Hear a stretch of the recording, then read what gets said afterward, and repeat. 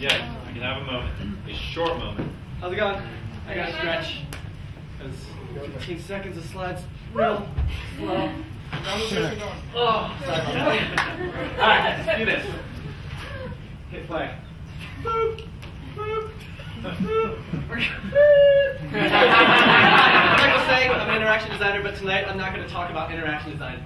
Instead, I'm going to talk about something very different. I'm not going to get Boulder on you, but right now, I'm going to blow all of your minds. Alright? I'm feeling sexy, you can call me Lindsay tonight. We're stuck. There we go. There it is. Alright, now 15 seconds. Yes. Let's just stand around. Okay, anyway. So we went through that. Are there any neurologists in the house? Psychologists? I'm safe. Awesome. Alright, technology. I love it. Let's talk about it. I got an iPhone. Let me see what you got. Show me your technologies. See it. Oh, that's good. That has nothing to do with my presentation. I just love seeing technology. Feels real good. Okay, I'm going to ask you a question. Catfish, let's talk about it. My students, you're not allowed to answer this. How big can they get, lengthwise? Call it numbers. 20 feet. That's too big, you're an asshole.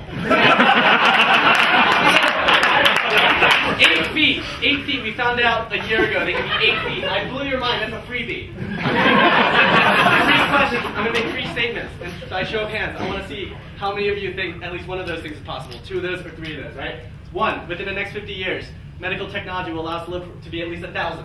2, within 200 years, there will be no wars. 3, pigs are going to get wings. So at least one of those things. Let me see my hands. Wings. 2. 3. Alright. So, I'm talking about perception of possibility. And instead of telling you the enabling technologies that are going to make any of this possible, I'm instead going to ask you a rational, logical question. Is it that these things are not possible in reality? Or is it that you are limited by your perception of what is possible? Oh, so deep. Scenario. Here we go. It's 1910. The Model T just came out. And the Wright brothers flew about 8 years ago, right? And I'm going to say to you, within 80 years, you know, there's going to be 17,000 of these tin cans in the air. Everyone's going to be flying around everywhere. What would you say? You'd go, oh, Michael, you know, that's not possible. And you're not irrational for that. You're not. Because human beings are cognitive beings, right? We take in information. We compartmentalize it, right? We break it down. We draw inferences. We put it in a box. And what my question to you is perception of possibility. Is your box a small one or a big one? You're educated by media, television, so much so internet these days, right? Experience. I talk real fast. Keep up with me. And pace. You just screwed me up. Experience, right?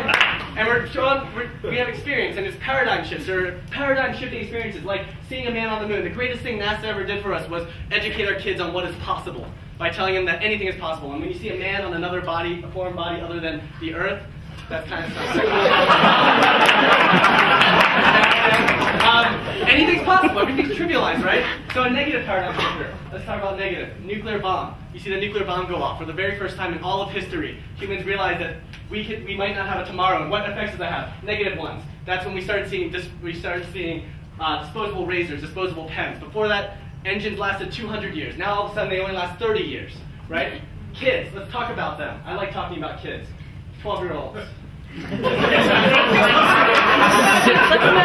imagine for one moment, right? You're growing up, and I hand you a viola with a peg at the bottom. They don't make cellos your size. Or I hand you a golf club, right? It's true. Yo ma. That's what they did.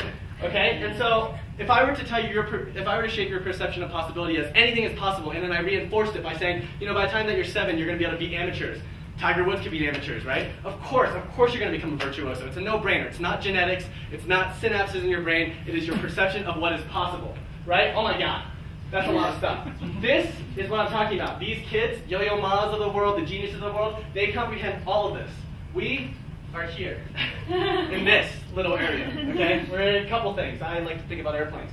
UFOs, though. So do not get us confused with crackpot pseudoscience, because it is not. Pseudoscience, UFOs, ghosts, things like that, that is high levels of perception of possibility, but with very low levels of foundation, very uneducated pseudoscience, right? Now, why is this important to everyone? It's important because we are in a room full of thinkers and doers, serial entrepreneurs. All of you people want to be geniuses. I know that all of you want to be Rembrandt geniuses, Beethoven geniuses, genius at its purest form. What you need to realize right now is that Beethoven did not think of himself as a genius. his perception of what was possible was him sawing away at that keyboard. That was normal for him. And so think about that. You're God's beautiful snowflakes, and you...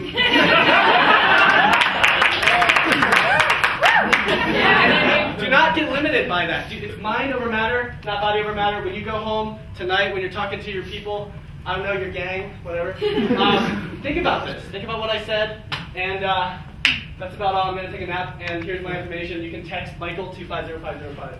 Blah, blah, blah. I can't count. And you can get my information. Call me. I like lunches and dinners and things. I don't have any friends. And